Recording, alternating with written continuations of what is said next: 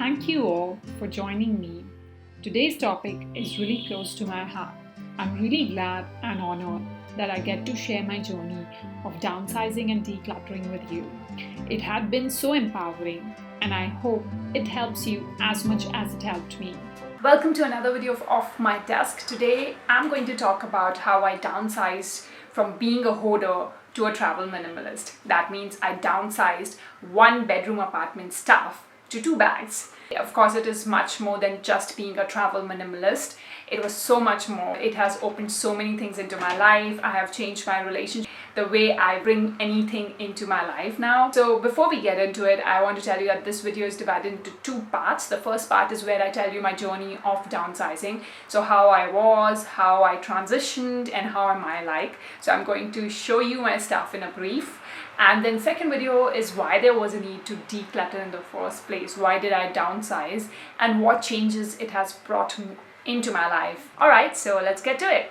When I was in college, I was just a regular person who would buy a lot of stuff. I used to fancy a big walk-in wardrobe. I was a complete hoarder. Then I moved to a different city and I started reading a lot of books.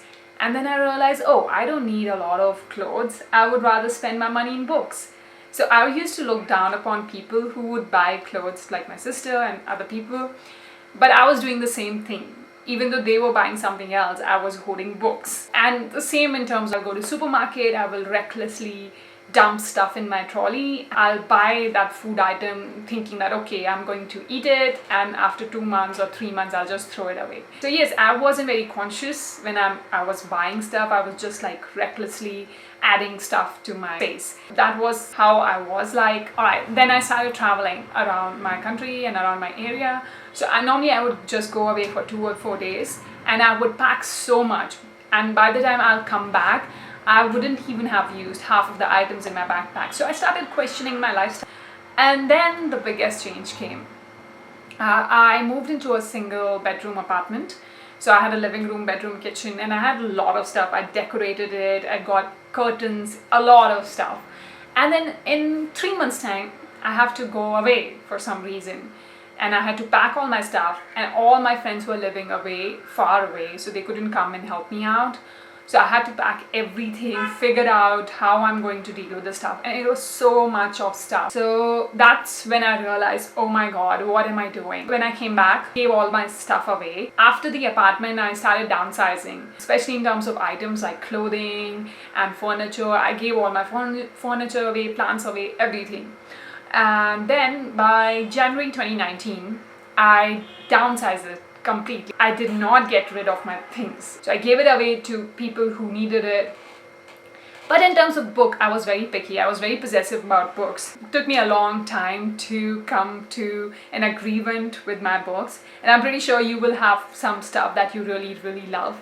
And it is really hard for you to give away. It was a gradual change. It wasn't like, okay, one day I decided. There was a planning, how I approached the entire concept of downsizing and decluttering. I only have the things that I actually need, no extra stuff. And now I'm going to show you what I own. So first is my clothing items. So this is what I own.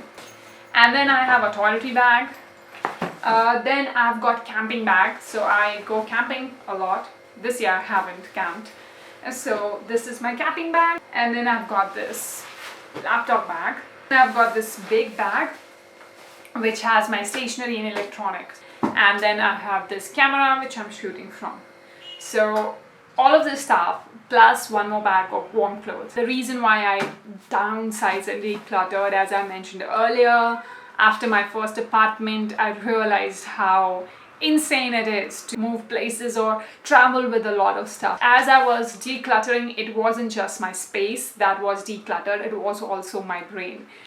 Because I had spent hours cleaning my room, cleaning my cupboard. Now I only take like half an hour or 1 hour because I've got like such less amount of stuff. Like even washing clothes is an easy thing because now I don't have a lot of clothes. It's also easy to get ready and go somewhere because I, again, don't have a lot of options. So in that way, my mind has become more relaxed. Another thing that downsizing did to me is it has opened different things into my life. For example, after traveling, I started downsizing, and now through downsizing, I'm very conscious of what I get into my life. So I've become very conscious about my buying decisions, and that way I've become very sustainable. I've also started a zero waste channel. I am very conscious of the resources that I'm using. If you are watching this and you want to do this, don't jump into it right away. Take your time.